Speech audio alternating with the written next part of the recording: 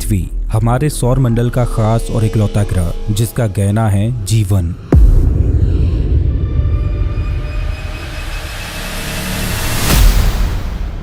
जल, थल और आकाश, पृथ्वी के कोने कोने में जीवन थिरक रहा है। कहीं पर गहरे समुद्र हैं तो कहीं पर धूल से भरे रेगिस्तान, तो कहीं पर आकाश को छूती हुई पर्वतमालाएं। बड़ा ही अनोखा है हमारा ये ग्रह, लेकिन जितना अनोखा ये ग्रह है उतनी ही अनोखी वो घटनाएं भी थीं जिनकी बदौलत आज पृथ्वी ने ये रूप धारण किया। अगर हम पृथ्वी के अतीत में झांक कर देखें तो हमें दिखाई देंगी वो घटनाएं जो कि महाप्रलयकारी थी, जिन्होंने पृथ्वी को निर्मित किया। अगर अतीत में वो चमत्कारी घटनाएं ना घटती तो आज ना हमारा सूर्य होता, ना पृथ्वी होती और ना ही जीवन का कोई अस्तित्व होता। पृथ्वी का अतीत रोमांच से भरा हुआ है कि कैसे हमारे इस ग्रह का निर्माण हुआ।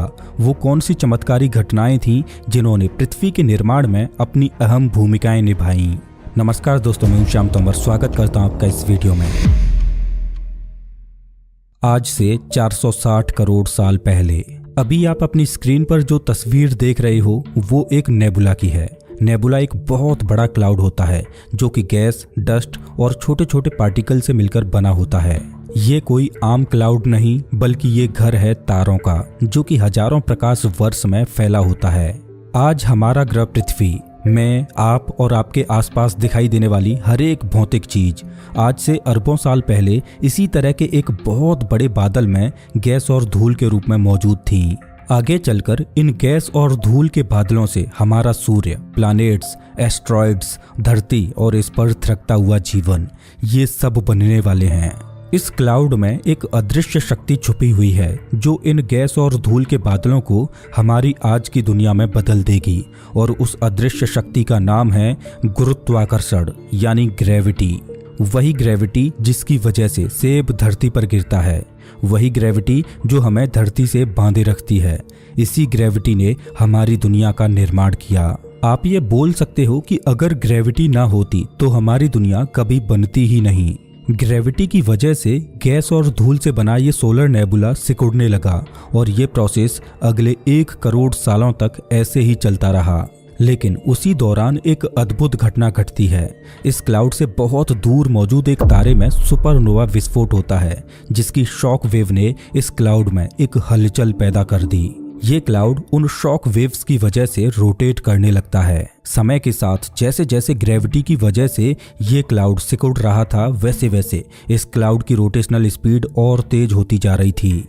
तेज रोटेशनल स्पीड की वजह से इस क्लाउड ने एक बहुत बड़ी डिस्क की शेप ले ली। इस डिस्क को प्रोटोप्लैनेटरी डिस्क बोला जाता है। ग्रेविटी की वजह से इस डिस्क में मौजूद ज्यादातर मैटर इसके सेंटर की ओर दबता जा रहा था, जिससे इस डिस्क के सेंटर में प्रेशर और टेम्परेचर दोनों ही बढ़ते जा रहे थे। और करोड़ों सालों के प्रोसेस के बाद इस डिस्क के सेंटर में एक तारे का जन्म होता है जिसे हम सूर्य बोलते हैं। सूर्य के बनने के बाद ये डिस्क अभी भी बहुत तेजी से सूर्य के चारों ओर घूम रही थी। अभी से 4.5 अरब साल पहले हमारी पृथ्वी और सौर मंडल के सभी ग्रह सूर्य के चारों ओर सिर्फ गैस और धूल के रूप में ही चक्कर लगा रहे थे। धीरे धीरे ये धूल के कण आपस में जुड़ने लगे और अगले लाखों सालों तक ये प्रोसेस ऐसे ही चलता रहा और ये धूल आपस में जुड़कर बड़े बड़े ऑब्जेक्ट्स में बदलने लगी। जैसे जैसे ये ऑब्जेक्ट्स बड़े होते जा रहे थे वैसे वैसे इनकी ग्रेविटी भी बढ़ती जा रही थी, जिससे ये आकाशीय पिंड और तेजी से डिस्क में मौजूद गैस और धूल को अपने अंदर खींचते जा रहे थे। आप ये बोल सकते हो कि ये पिंड एक वैक्यूम क्लीनर की तरह सूर्य के चारों ओर घूम रही गैस और धूल को अपने अंदर खींचते जा रहे थे। ये पिंड धीरे धीरे ग्रहों का रूप लेते जा रहे थे और करीब 30 लाख साल लगे इस प्रोटोप्लैनेटरी डिस्क से प्लैनेट्स बनने में। लेकिन अभी भी ये प्लैनेट्स बहुत छोटे थे। वैज्ञानिक मानते हैं कि शुरुआत में हमारे सौर मंडल में करीब 100 से भी ज्यादा छोटे छोटे ग्रहों का निर्माण हुआ था। इन्हें वैज्ञानिक प्रोटोप्लैनेट्स बोलते हैं। लेकिन अब हमारा सौर मंडल एक भयानक रूप लेने वाला था। सौर मंडल के शुरुआती दौर में जितने भी प्रोटोप्लैनेट्स बने थे वो सभी सूर्य के चारों ओर बहुत तेजी से घूम रहे थे और उन सभी प्रोटोप्लैनेट्स का ऑर्बिट अनस्टेबल था। इस वजह से ये प्रोटोप्लैनेट्स एक दूसरे के ऑर्बिट को इंटरसेक्ट कर रहे थे, जिससे ग्रेविटी की वजह से ये आपस में टकराने लगते हैं। आपस में टकराने की वजह से इन प्लैनेट्स का साइज बड़ा होता जा रहा था और समय के साथ आपस में टकरा टकरा कर अब सौरमंडल में सिर्फ गिने चुने ही प्लैनेट्स बचे थे। अभी तक पृथ्वी से कई प्रोटो प्लैनेट्स टकराए। इन टकरावों की वजह से इतनी हीट पैदा हुई कि हमारी पृथ्वी पूरी तरह से धधकते हुए एक लावे की गेंद बन चुकी थी। लेकिन अब पृथ्वी पर एक और भयानक घटना घटने वाली थी। तकरीबन मंगल ग्रह के आकार का एक ग्रह, जिसे वैज्ञानिकों ने थिया नाम दिया है, ये पृथ्वी की ओर बहुत तेजी से आता है और पृथ्वी से टकरा जाता है। वैज्ञानिकों ने इस घटना को जाइंट इम्पैक्ट नाम दिया। ये टकराव इतना भीषण था कि जैसे ही ये प्लैनेट पृथ्वी से टकराया तो भारी मात्रा में पृथ्वी का पिघला हुआ लावा अंतरिक्ष में छिटक गया और पृथ्वी के चारों ओर एक रिंग के रूप में फैल गया और समय के साथ वो रिंग एक ऑब्जेक्ट में बदलने लगी, जिसे आज हम चंद्रमा बोलते हैं। दोस्तों, चंद्रमा के बनने के बारे में वैज्ञानिक अलग अलग थ्योरीज देते हैं। जैसे कि कैप्चर थ्योरी के अनुसार ऐसा माना जाता है कि चांद कोई प्रोटो प्लैनेट था जो कि पृथ्वी की ग्रेविटी की वजह से इसके ऑर्बिट में आकर फंस गया। वहीं एक थ्योरी ये कहती है कि जब पृथ्वी का निर्माण हो रहा था तब साथ ही साथ पृथ्वी के ऑर्बिट में चंद्रमा का भी निर्माण हो गया। लेकिन जब साल 1969 में इंसान पहली बार चांद पर गए तब अपोलो 11 के एस्ट्रोनॉट्स चांद की मिट्टी अपने साथ लेकर आए।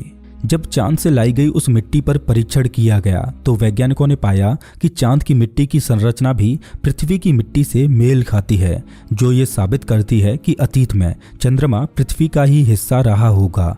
तो वैज्ञानिक चांद के बनने के बारे में जाइंट इम्पैक्ट थ्योरी को ही सटीक मानते हैं।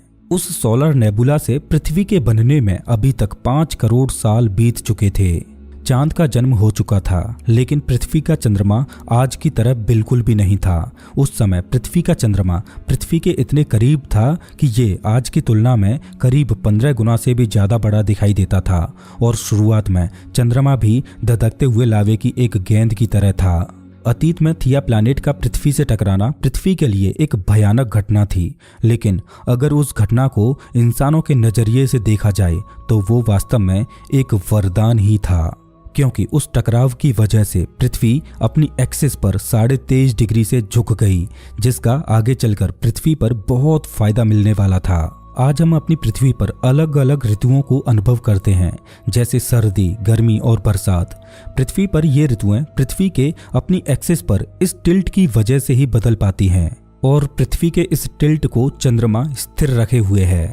अभी पृथ्वी रहने लायक तो बिल्कुल भी नहीं थी, लेकिन अब पृथ्वी पर एक ऐसी घटना घटने वाली थी जिसकी वजह से आगे चलकर धरती पर जीवन संभव हो पाया।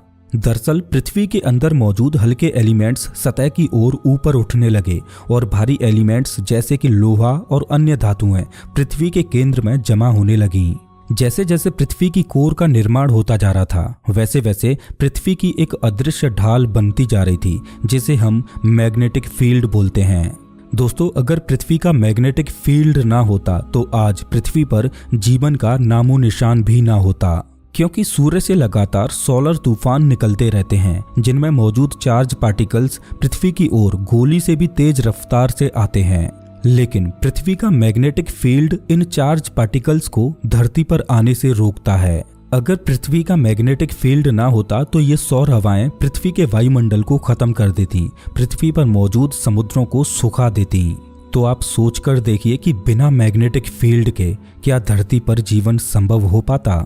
धरती धीरे धीरे ठंडी होती जा रही थी और इसकी अलग अलग लेयर्स बनती जा रही थी। पृथ्वी की क्रस्ट का निर्माण होने लगा था। दोस्तों, पृथ्वी के बनने के इस प्रोसेस में अभी तक पृथ्वी का मैग्नेटिक फील्ड बन चुका था और पृथ्वी का चंद्रमा भी जन्म ले चुका था, लेकिन अभी भी पृथ्वी पर एक जरूरी चीज की कमी थी, पानी। अभी तक पूरी पृथ्वी एकदम बंजर और वीरान थी, जिस पर समुद्र तो मौजूद थे लेकिन धधकते हुए लावे से भरे हुए। पृथ्वी अपनी धुरी पर इतनी तेजी से घूम रही थी कि उस समय पृथ्वी के दिन और रात महज 6 घंटे के होते, जहां 3 घंटे का दिन तो 3 ही घंटे की रात होती। जहां इनर सोलर सिस्टम में रॉकी प्लैनेट्स का निर्माण हो रहा था, तो वहीं आउटर सोलर सिस्टम में बड़े बड़े गैस जाइंट्स का निर्माण हो रहा था। साथ ही निर्माण हो रहा था कॉमेट्स और एस्ट्रॉइड्स का, और इन कॉमेट्स और एस्ट्रॉइड्स में मौजूद थे मिनरल्स और पानी। लेकिन ये कॉमेट्स पृथ्वी से बहुत दूर एस्ट्रॉयड बेल्ट में मौजूद थे जो कि सूर्य की परिक्रमा कर रहे थे। इस समय तक हमारे सौर मंडल के सबसे बड़े गैस जाइंट जुपिटर का भी निर्माण हो चुका था। जुपिटर की ग्रेविटी इतनी ज्यादा थी कि इसने सौर मंडल में खलबली मचा दी, जिसका असर हमारी पृथ्वी पर भी होना था और पृथ्वी को एक बहुत बड़ी महाप्रलय से गुजरना था। दरअसल जुपिटर की ग्रेविटी की वजह से जो बड़े बड़े एस्ट्रॉइड्स और कॉमेट्स सूर्य के चारों ओर एक सर्कुलर पाथ में परिक्रमा कर रहे थे, उन सभी बड़े बड़े एस्ट्रॉइड्स और कॉमेट्स ने जुपिटर की ग्रेविटी से प्रभावित होकर अपने सर्कुलर पाथ को छोड़कर अब इलिप्टिकल पाथ में सूर्य की परिक्रमा करना शुरू कर दिया। और जब इलिप्टिकल ऑर्बिट में घूमते हुए वो बड़े बड़े एस्ट्रॉइड्स और कॉमेट्स पृथ्वी के पास से होते हुए गुजरे तो पृथ्वी की ग्रेविटी ने उन्हें अपनी ओर खींचना शुरू कर दिया और पृथ्वी पर होती है एक भयंकर एस्ट्रॉइड्स और कॉमेट्स की बारिश। एस्ट्रॉइड्स और कॉमेट्स की ये बारिश लाखों करोड़ों सालों तक ऐसे ही चलती रही। कॉमेट्स आते और ये अपने साथ मिनरल्स और भरपूर मात्रा में पानी लाते, जिससे पृथ्वी पर समुद्रों का निर्माण होने लगा और अब हमारा ग्रह जीवन को धारण करने योग्य बनता जा रहा था। दोस्तों, आप जब भी पानी पियो तो आप एक बार ये जरूर सोचना कि आप जिस पानी को पी रहे हो उसकी एक एक बूंद पृथ्वी से लाखों करोड़ों किलोमीटर दूर कॉमेट्स के अंदर बनी थी। और आपको एक बार बृहस्पति ग्रह का धन्यवाद जरूर करना चाहिए कि उसकी ग्रेविटी की वजह से वो पानी पृथ्वी तक पहुंच पाया, जिसकी वजह से आप और मैं इस दुनिया में आ पाए, क्योंकि बिना पानी के पृथ्वी पर जीवन संभव नहीं हो पाता। अभी तक उस सोलर नेबुला से पृथ्वी के बनने के इस प्रोसेस में लगभग 150 करोड़ साल गुजर चुके थे। पृथ्वी की ऊपरी सतह ठंडी होकर ठोस होने लगी थी, जिससे खौलता हुआ लावा और उसमें मौजूद अन्य गैसें पृथ्वी की सतह के नीचे ट्रैप हो चुकी थीं, जिससे लावा पृथ्वी की क्रस्ट को तोड़कर ऊपर आने लगा और जो पृथ्वी पानी से ढकी थी उसमें जगह जगह ज्वालामुखी फटने लगे और उनसे छोटे छोटे आइलैंड्स बनने लगे। लाखों सालों तक ज्वालामुखी ऐसे ही फटते रहे और पृथ्वी का वायुमंडल पूरी तरह से जहरीला था, लेकिन पानी के अंदर एक चमत्कारी घटना घट चुकी थी। पानी के अंदर एक अनमोल चीज का जन्म हो चुका था। सिंगल सेल के रूप में जीवन पानी के अंदर फल फूलने लगा और आज से करीब 250 करोड़ साल पहले पानी के अंदर ऐसे सूक्ष्म जीवों का निर्माण हुआ जो एक गजब का वेस्ट प्रोडक्ट छोड़ने लगे। वो जीने के लिए सूर्य का प्रकाश और पानी में मौजूद मिनरल्स का उपयोग करते और ऑक्सीजन को छोड़ते। समुद्र के अंदर तादाद में ये माइक्रोबैक्टीरिया मौजूद थे जो लाखों करोड़ों सालों तक ऐसे ही ऑक्सीजन को प्रोड्यूस करते रहे और धीरे धीरे पृथ्वी का जहरीला वातावरण ऑक्सीजन से लबालब होने लगा और पृथ्वी का वायुमंडल बनने लगा। अभी से करीब 150 करोड़ साल पहले पृथ्वी के दिन और रात अब 16 घंटे के हो चुके थे। अभी तक पृथ्वी के बनने के इस सफर में करीब 300 करोड़ साल गुजर चुके थे, लेकिन अभी भी जीवन पानी के अंदर केवल सिंगल सेल के रूप में ही पनप रहा था। समय गुजरता जा रहा था, लेकिन पृथ्वी के अंदर एक उथल पुथल मची हुई थी, जिस वजह से पृथ्वी की टेक्टोनिक प्लेट्स आपस में खिसकने लगीं, जिससे पृथ्वी में बहुत बड़ी बड़ी दरार हो गई और ये घटना लाखों सालों तक ऐसे ही चलती रही, जिससे पृथ्वी के अंदर मौजूद लावा खुले में उबलता रहा। साथ ही साथ पृथ्वी पर जगह जगह वोल्केनो भी फट रहे थे, जिससे पृथ्वी के वायुमंडल में कार्बन डाइऑक्साइड की मात्रा बढ़ती जा रही थी, जिससे पृथ्वी पर एसिड रेन शुरू हो जाती है और ये लंबे समय तक चलती रहती है। लगातार एसिड रेन की वजह से तापमान इतना कम हो गया कि पृथ्वी पर मौजूद पानी जमने लगा और पूरी पृथ्वी पर बर्फ जम जाती है और पृथ्वी आइस एज में चली जाती है और लाखों सालों तक पूरी पृथ्वी ऐसे ही बर्फ से ढकी रहती है। लेकिन ज्वालामुखी पृथ्वी पर शांत होने का नाम ही नहीं ले रहे थे। ज्वालामुखियों से निकलने वाली गर्मी ने पृथ्वी पर जमी बर्फ को फिर से पिघलाया। धीरे धीरे जीवन एक जटिल रूप धारण करता जा रहा था और पृथ्वी का वातावरण इस जीवन को धरा पर सजोने लायक होता जा रहा था। एक तरफ जीवन समय के साथ अपने आप को इवॉल्व करता जा रहा था, तो वहीं दूसरी ओर पृथ्वी नए नए बदलावों से गुजरते हुए आज का रूप लेती जा रही थी। दोस्तों, समय के साथ पृथ्वी का केवल बाहरी आवरण ही नहीं बदल रहा था, बल्कि पृथ्वी का इनर स्ट्रक्चर भी बदलता जा रहा था और पृथ्वी की अलग अलग लेयर्स बनती जा रही थी। ऊपरी लेयर बनी क्रस्ट जो कि 8 से 40 किलोमीटर तक मोटी है। आपको बता दूं कि पृथ्वी की क्रस्ट की मोटाई कॉन्टिनेंट्स पर ज्यादा होती है और समुद्र में रिलेटिवली कम होती है। पृथ्वी की क्रस्ट के नीचे जो लेयर बनी उसे मेंटल बोला जाता है, जो कि करीब 2900 किलोमीटर तक मोटी है। मेंटल के नीचे मौजूद है पृथ्वी की कोर, और पृथ्वी की कोर भी 2 भागों से मिलकर बनी है, आउटर कोर और इनर कोर, जहां आउटर कोर लिक्विड फॉर्म में है और इनर कोर ठोस अवस्था में है। आपको बता दूं कि पृथ्वी की कोर का तापमान लगभग सूर्य की सतह के बराबर है, जो कि 6000 डिग्री सेल्सियस है। इस टेम्परेचर पर पृथ्वी की इनर कोर में मौजूद आयरन और निकल को पिघल जाना चाहिए था, लेकिन पृथ्वी की ग्रेविटी की वजह से इसके केंद्र में इतना दबाव है कि 6000 डिग्री सेल्सियस तापमान होने के बावजूद भी इनर कोर ठोस अवस्था में है। वास्तव में अतीत में पृथ्वी पर ऐसी चमत्कारी घटनाएं घटीं जिनकी बदौलत आज हम इस धरा पर श्वास ले पा रहे हैं। जिस तरह से पृथ्वी ने धूल और गैस के बादलों से निर्मित होकर समय के साथ इवॉल्व होते हुए आज की शक्ल ली, उसी तरह पृथ्वी पर मौजूद जीवन भी सिंगल सेल से इवॉल्व होते हुए एक जटिल रूप धारण करता गया।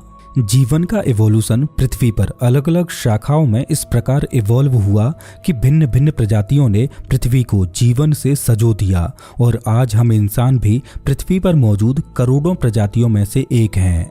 हम इंसानों का इवोल्यूशन भी एक चमत्कारी घटना है कि कैसे हम इंसान सिंगल सेल से इवॉल्व होते हुए आज के इंसान बने। वो कौन कौन सी चमत्कारी घटनाएं थीं, अगर वो ना घटती तो आज हम इंसानों का इस धरती पर वर्चस्व ना होता। दोस्तों, इंसानों के इवोल्यूशन को आप स्क्रीन पर दिखाई दे रही इस वीडियो पर क्लिक करके देख सकते हो। मैं आपको वहीं मिलता हूँ।